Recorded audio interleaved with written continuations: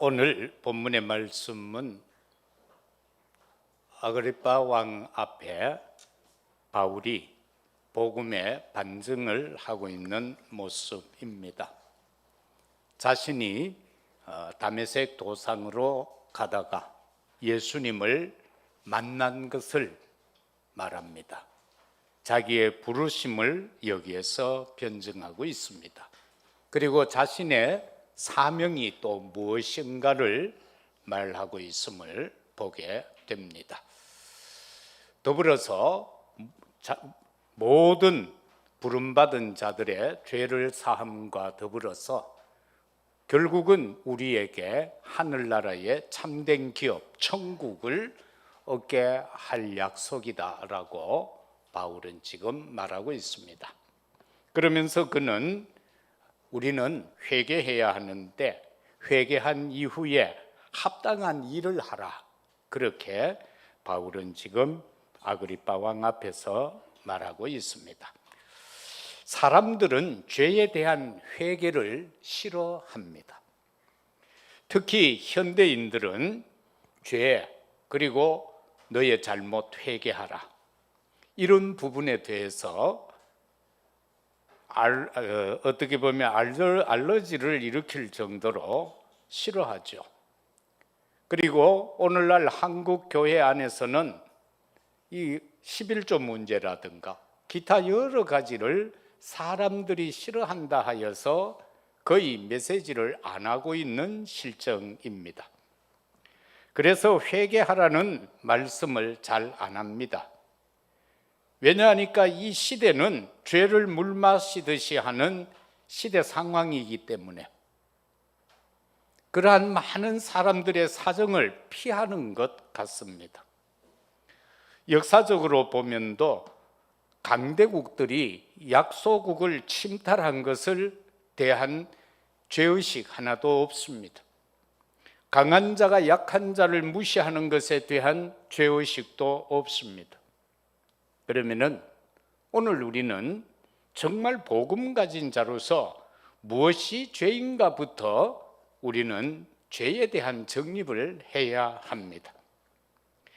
로마서 5장 18절에서 21절까지 내용을 요약하면은 한 사람 곧 아담이 불순종함으로 인하여서 우리 인간 모두는 죄인이 되었다라고 말합니다. 그리고 나서 한 사람 곧 예수 그리스도가 십자가에서 순종함으로 많은 사람을 의인 되게 했다라고 말씀하고 있습니다. 죄는요, 사망 안에서 왕노릇합니다. 은혜도 의로 말미암아 왕노릇합니다. 이것은 모든 것을 예수 그리스도로 말미암아 우리에게 영생을 주시기 위함이다라고 말씀합니다. 진짜 죄는 뭐냐? 하나님께서 명령하신 사명을 불이행하는 것이 진짜 죄입니다. 민수기 22장 1절에서 20절에 보면은 발람이라는 선지자가 나오는데, 발락이라는 왕이 이 선지자가 유능하다는 것을 알고 금은보화를 한금 갖다 주면서, 그리고 나중에는 자리 보장까지를 약속하면서 이스라엘을 저주하라고 청탁합니다. 처음에는 거부합니다. 그런데 나중에는 이스라엘을 선지자가 이스라엘을 저주하러 갑니다. 금은보화를 받고 영예로운 자리를 받고는, 그리고 나귀를 타고 가는데 나귀가 안 가잖아요.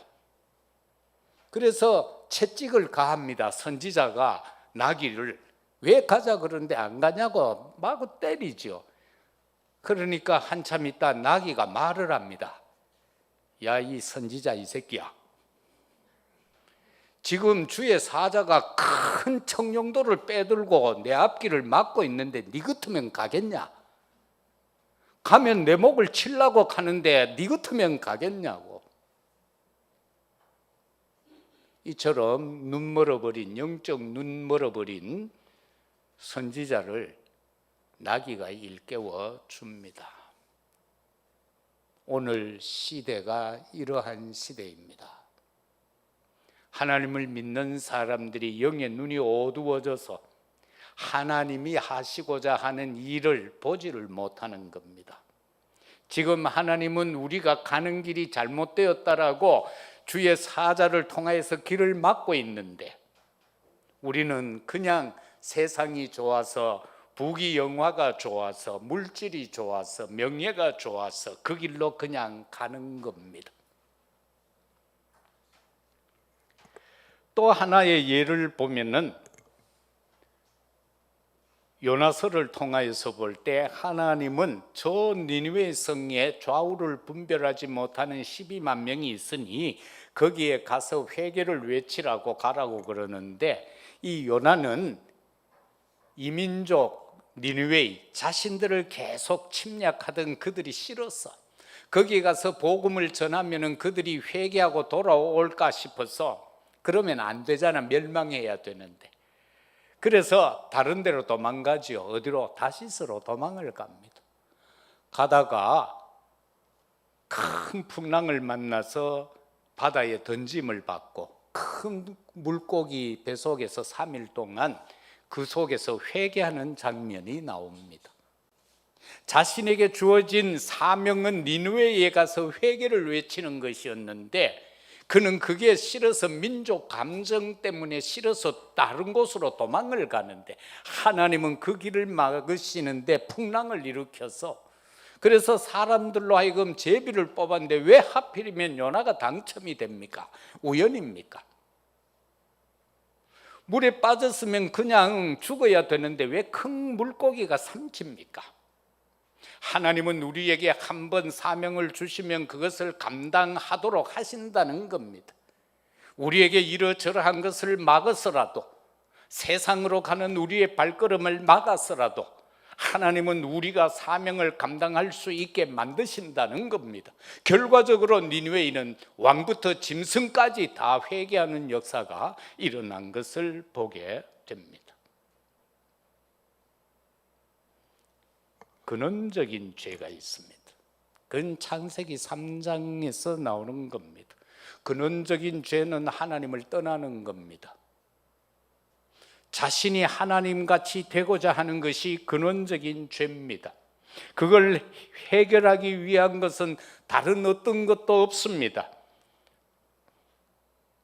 여자의 후손으로 오실 그분이어야만 하고, 어린 양 피로 예표된 바로 그분이어야 하고, 동정녀 탄생으로 오실 메시아 그분이어야만 이 근본적인 죄, 하나님을 떠난 죄를 해결할 수가 있습니다. 영적인 죄가 있습니다. 이 영적인 죄를 우리는 한마디로 말하면은 우상숭배 죄다라고 할 수가 있습니다. 하나님은 출애굽을 한 그들에게 광야에 나왔을 때에 신앙의 규범을 주었는데, 모세를 통하여 돌비에 새겨준 십계명입니다. 거기에서 하나님은 이렇게 말씀합니다.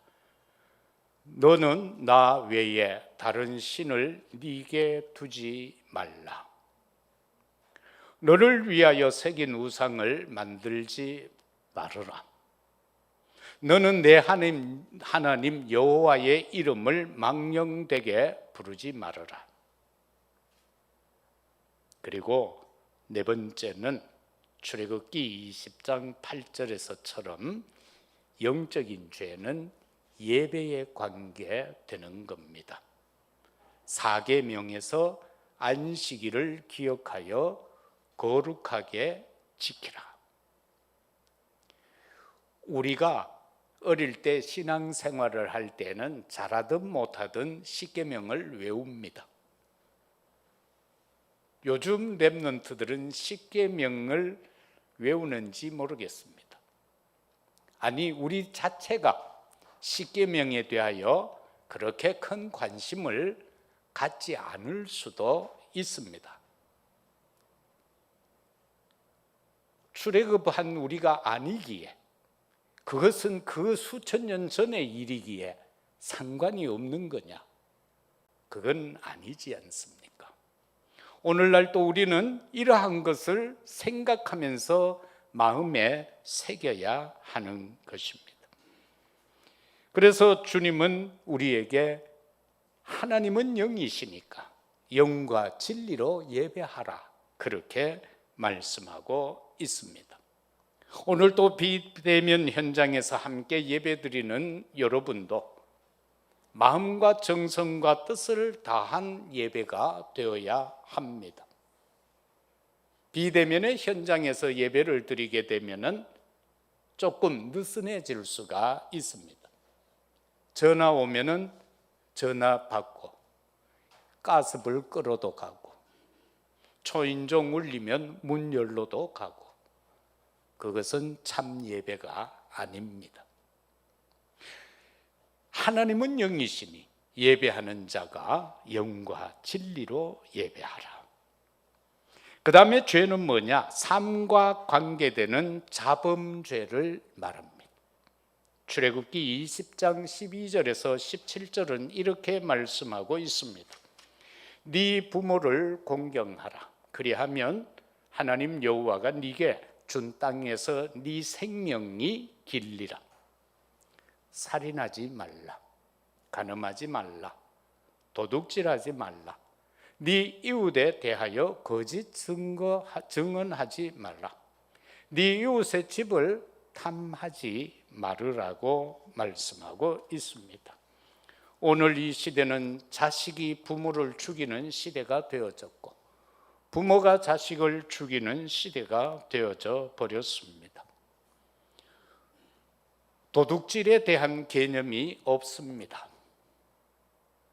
진짜 요즘 보면은요, 이 윤리도덕이라는 것에 대한 개념이 없습니다. 우리나라에서 요즘 몇 번째 가는 부자 한 사람은 보니까 이혼을 당하는데 지금 법원에서 뭐 1조 3,808억인가 갚으라고 뭐 그렇게 난리가 나가지고 그 기업 자체가 지금 흔들흔들 거리고 있다는 소문이에요. 어디를 가면은 애들조차도 야, 저 누구 간다, 저 사람 이상한 사람이야, 이러고 있대요. 그런데 문제는 뭐냐? 그 본인 자체는 거기에 대한 죄의식이 없다는 겁니다. 그런데 우리 기독교인들이 부끄러운 것은 그 사람이 하는 말이 종교적 신념에 의해서 그렇게 한다는 겁니다. 성경책을 끼고는. 그래서 진짜 이상한 사람들 때문에 하나님께서 욕을 바가지 얻어잡수시고 계시는 겁니다.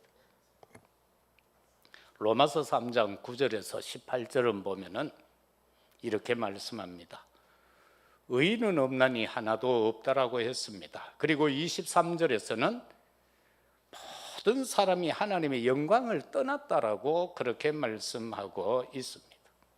사람들은 어떻게 합니까? 무익한 것을 쫓아간다라고 했습니다. 선행을 행하지 않는다라고 했습니다. 그 목구멍은 열린 무덤과도 같다고 했습니다. 혀로는 속임을 계속한다고 했습니다. 입술에는 독사의 독이 가득하다고 했습니다. 입에는 저주와 악독이 가득하다고 했습니다. 그 발은 피 흘리는데 빠르다고 했습니다. 파멸과 고생이 그들 가운데 있고 평강의 길을 모른다라고 했습니다. 눈앞에서 하나님을 두려워하지 않는다고 했습니다. 이것이 자범죄입니다. 그래서 우리는 정말로 복음 안에서 이러한 내용을 가지고 우리 자신의 삶을 되돌아보아야 합니다. 그래야만 우리의 그릇이 하나님의 것을 담을 수 있는 깨끗한 그릇이 되기 때문에 그러합니다. 죄를 이야기했다면 그럼 회개는 도대체 뭐냐? 회개는 뭐냐? 회개를 성경은 말씀하기를 하나님과의 관계 회복이다, 그렇게 말씀하고 있습니다. 어떤 잘못을 내어놓고 이러이러한 죄가 잘못되었습니다. 그것도 회개입니다. 그러나 가장 중요한 것은 하나님과의 관계 회복입니다. 그래서 길을 잃어버린 우리가 길 대신 그리스도를 통하여서 하나님을 만나야 된다라는 사실입니다. 인간이 수고하고 노력해서는 해결할 수가 없습니다. 그래서 예수님이 이 땅에 와서 우리 대신해서 대속물이 되신 거, 그게 바로 하나님과의 관계 회복인 겁니다. 예수님께서 대제사장, 참 대제사장이 되어 주신 겁니다. 그리고 우리를 영육간에 사로잡고 우리의 모든 삶을 깨트리고 있는 그 악한 사탄 마귀의 절대 망대를 깨트릴 수 있는 것은 철장 권세를 가지신 요한 1서 3장 8절에서처럼 하나님의 아들이 이 땅에 오신 목적이 뭐냐? 사단의 일을 멸하러 왔다. 사단의 진을 깨트리려 오신 그 왕 대신 예수 그리스도를 통해서만 하나님과의 관계가 회복된다라는 사실입니다. 그런가 하면은 요한복음 16장 8절에서 10절을 통하여서 보면은 성령이 임할 때에 회개가 이루어진다. 한번 말씀 찾아보십시오. 요한복음 16장 8절에서 10절까지 말씀.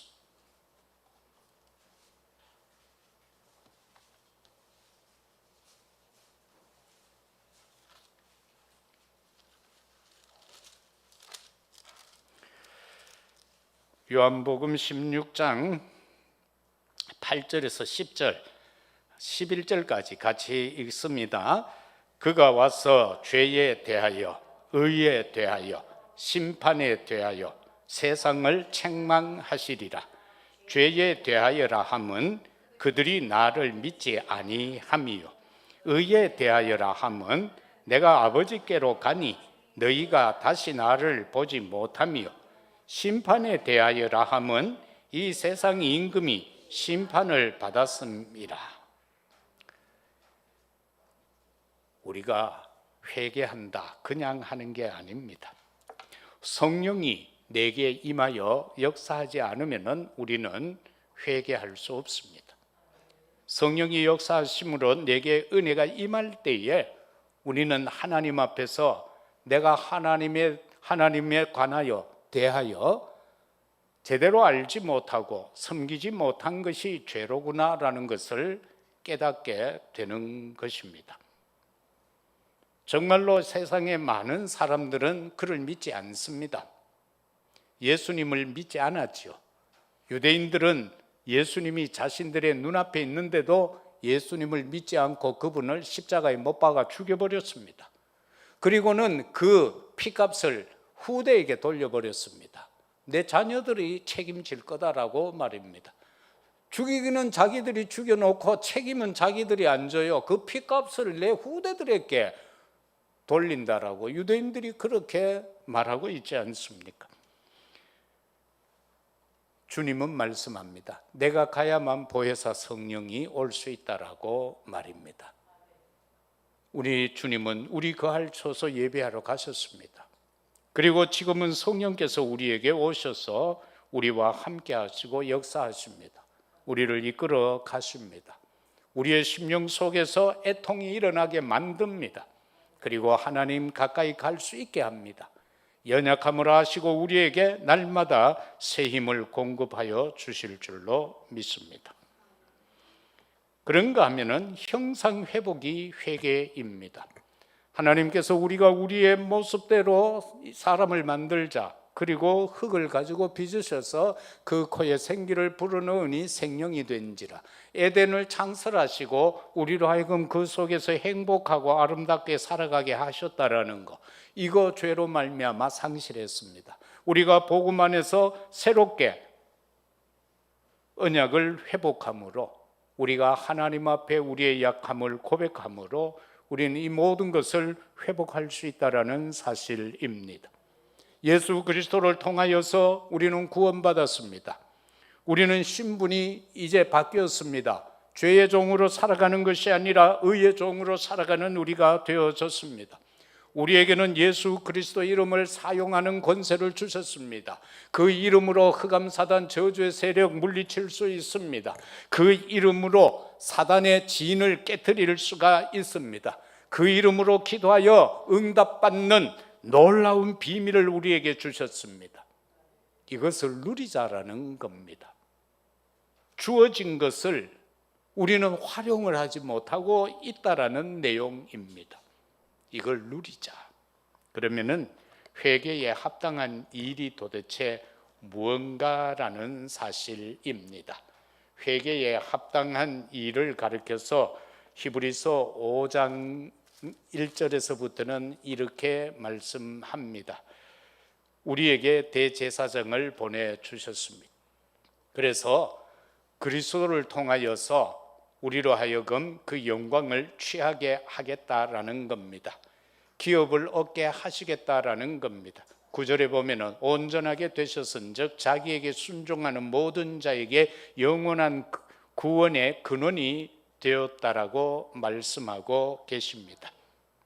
그리고 우리로 하여금 연단하시겠다라는 겁니다.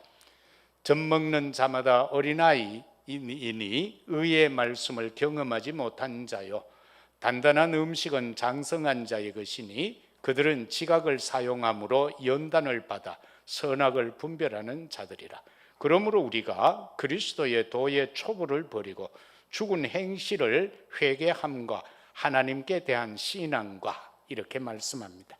죄에 대한 행실을 우리로 하여금 회개하는 것, 이게 바로 우리에게 합당한 행해야 될 내용의 말씀을 하고 있습니다. 그러면은 회개를 한 복음 안에서 구원받은 우리는 어떤 일이 합당한 것인가? 첫째는 하나님 앞에 설 때 보이는 것이 있습니다.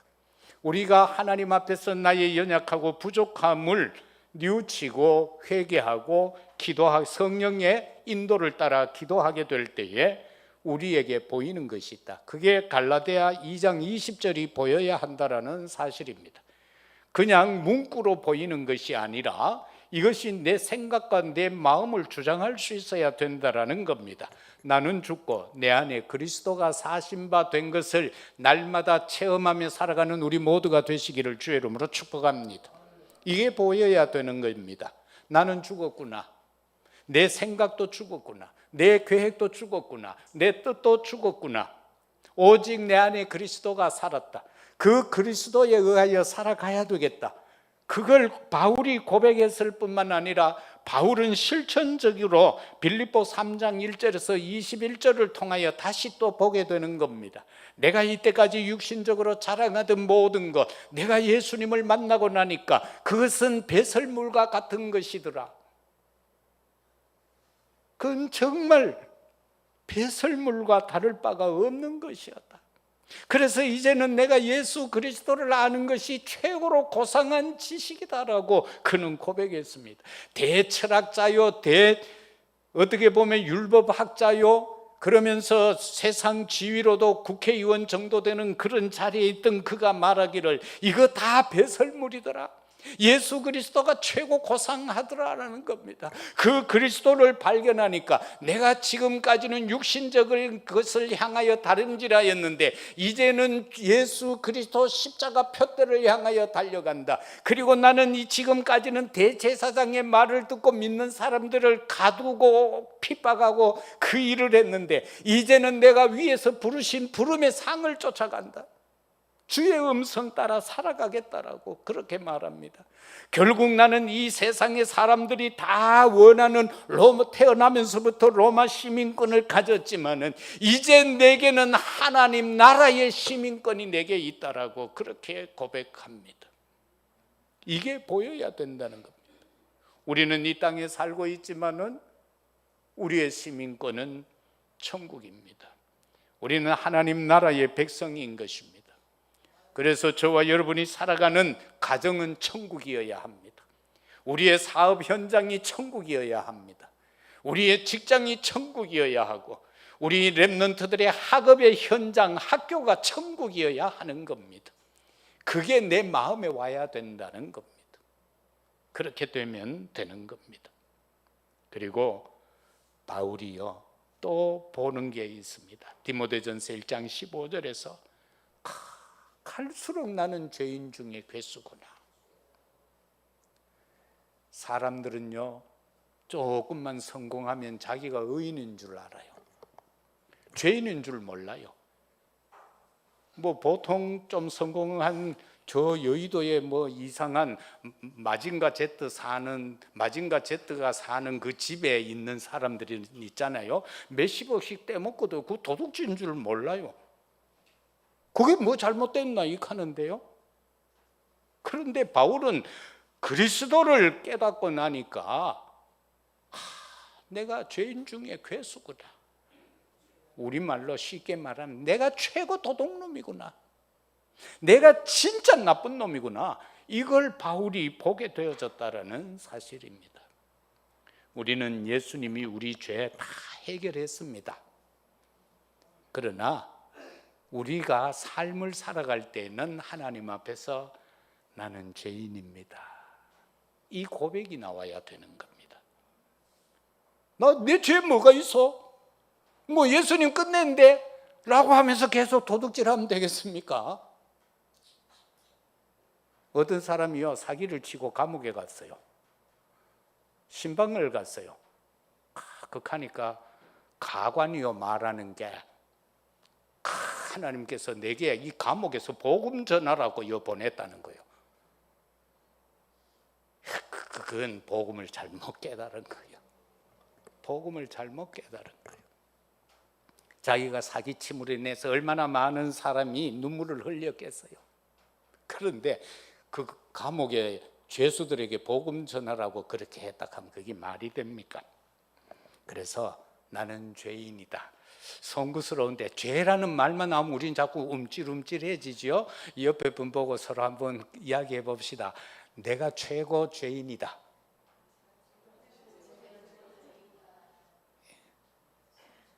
되집니까? 그게 되져야 돼요. 두 번째는 언약, 곧 믿음에 대한 확신입니다. 우리가 회개하면은 합당한 일을 해야 되는데 뭐냐? 첫째는 구원에 대한 확신. 내 죄 사함이 인정되면은요, 구원에 대한 확신이 와요. 그런데 사람들은 자꾸 자범죄 때문에 구원의 대해가 흔들려요. 그럴 필요는 없습니다. 우린 구원받은 백성입니다. 내가 순간순간 실수하고 잘못하는 거는 그냥 기도하면서 회개하면 돼요. 아버지는 70번씩 70번이라도 용서한다고 했는데요. 그 말은 뭡니까? 7이 완전 숫자요. 회개하면 다 용서해 주겠다라는 말이에요. 그래서 구원의 확신입니다. 이미 영접했습니다. 하나님이 자녀 신분 권세 회복시켜 주셨습니다. 영생의 자리로 우리를 옮겨 주셨습니다. 그리고 기도 응답의 확신입니다. 너희가 지금까지는 내 이름으로 기도 안 했지만 이제부터 기도해라. 그리하면 너희 기쁨이 충만하리라. 요한복음 16장 24절. 마태복음 7장 7절 이하에서는 구하라 주실 것이요, 찾으라 찾을 것이요, 두드리라 열릴 것이라. 그렇게 말씀합니다. 악한 부모라 할지라도 자식이 떡을 달라고 하는데 돌을 주는 자가 없고 고기를 달라고 하는데 뱀을 주는 자가 없다라고 했습니다. 하물며 너희 천부께서, 하물며 우리를 용서하시고 창조하시고 용서하신 그 하나님이 우리가 달라고 그러는데 엉뚱한 거 주겠느냐, 그 말씀입니다. 그 다음에는 승리의 확신이 가져지게 됩니다. 요한복음 16장 33절 주님이 말씀합니다. 내가 세상을 이겼다. 너희는 담대하라. 그렇게 말씀합니다. 마가복음 9장 23절에서는 믿는 자에게 능치 못함이 없다라고 했습니다. 우리가 믿는다면 다 이룰 수가 있습니다. 바울도 그렇게 고백합니다. 내게 능력 주시는 자 안에서 내가 모든 것을 할 수 있다라고 말입니다. 그 다음에는 사죄의 확신입니다. 요한일서 1장 9절에서는 우리 죄를 사하시며 모든 불의에서 우리를 깨끗게 하신다. 그렇게 말씀하셨습니다. 이사야 53장 5, 6절에서도 보면은 사죄의 확신에 대한 말씀을 이렇게 합니다. 장차 예수님이 와서 칼에 찔릴 것이다. 또 상함을 입을 것이다. 징계를 받게 될 것이다. 채찍에 맞게 될 것이다. 왜? 무엇 때문에? 우리의 허물 때문에, 우리의 죄악 때문에. 우리에게 평화를 주기 위해서, 우리의 병듦을 낫게 하기 위해서 주님이 그렇게 하시겠다라고 이미 이사야 53장을 통하여 약속해 주셨습니다. 그 약속의 응답의 누림의 주인공들이 되시기를 주의 이름으로 축복합니다. 그리고 이 회개를 한 이후에 우리에게 합당한 일은 뭐냐? 인도의 확신입니다. 잠언 3장 5절 6절에서는 보면은 마음을 다하여서 여호와를 신뢰하라. 너의 명철을 의지하지 말라. 범사에 그를 인정해라. 네 길을 지도하시리라. 사람도 그렇잖아요. 인정을 받으면은 일을 더 잘해요. 인정을 받으면은. 그것처럼 우리는 하나님을 인정해야 돼요. 예수님 십자가의 사건을 인정해야 돼요. 그러면은 그분께서 참 선지자 제사장 왕이 되셔서 우리 길을 지도해 가시겠다. 그렇게 약속하십니다. 마지막 세 번째는 사명 회복입니다. 저와 여러분들이 약함 가운데서 죄 용서함을 받았다면 우리가 해야 할 일은 사명 회복인 겁니다. 마태복음 28장 16절에서 20절, 하나님께서 우리에게 하늘과 땅의 권세를 주셔서 모든 민족을 통하여서 제자를 삼으라는 말씀을 합니다. 오늘날 우리는 237 나라 5총 종족 다민족을 제자화시켜야 될 사명인 겁니다. 마가복음 16장 15절에서 20절에서도 하나님께서 우리로 하여금 천하 만민에게 가서 이 복음을 전하여서 여러 가지 어려움 가운데 있는 자들을 치유하라라고 말씀하고 계십니다. 그런가 하면은 요한복음 21장 15절에서 18절을 통하여서는 우리 후대에 대한 언약을 주십니다. 십자가에 달리시기 전에 우리 주님은 이렇게 말씀합니다. 이제는 나를 위하여 울지 말고, 십자가에 달리신 주님 그 십자가 아래서 여인들이 울 때에 눈물 거두어라. 이제는 나를 위하여 울지 말고 너와 네 자녀를 위하여 울라라고 말씀하셨습니다. 그러면서 정말로 네가 나를 사랑하느냐? 네가 나를 사랑하느냐? 그러면서 어린 양을 먹이라, 치라, 먹이라. 후대에 대한 언약의 말씀을 우리에게 주셨습니다. 우리 복음 안에서 중직자들은 앞으로 해야 할 일이 뭔가? 치유할 수 있는 지배 응답을 누리자. 영어로는 뭐라고 했어요? 힐링하우스. 이 응답을 누리자. 누군가 약한 자가 있다면 나와 함께 내 집에서 그들에게 복음을 전하여서 그들이 새 힘을 얻고 살아날 수 있는 그러한 집의 응답을 누리자. 그 다음에는 지금 우리나라에 있는 TCK들이 너무 많잖아요. 그들을 살릴 장소, 훈련시킬 장소, 집의 응답도 누리자. 그리고 우리 중직자 모두는 홀리메이션이 되자. 프리메이션은 하나님이 없다는 것에 집중하고 하나님을 반대하고 무시하는 일에 그들은 온 정성을 다 기울입니다. 그래서 세상 문화와 정치, 경제 다 장악해버렸습니다. 그러나 정말 기도하시면서 홀리메이션이 되어져서 우리들은 내가 죽고 난 다음에 나의 발자취를 우리 후대들이 따라올 수 있는 우리 교회 그 장로님, 나 그분처럼 살고 싶어. 이런 발자취의 주역이 되어졌으면 합니다. 누구에게나 과거가 있습니다. 과거의 나를 한번 생각을 해 보십시오.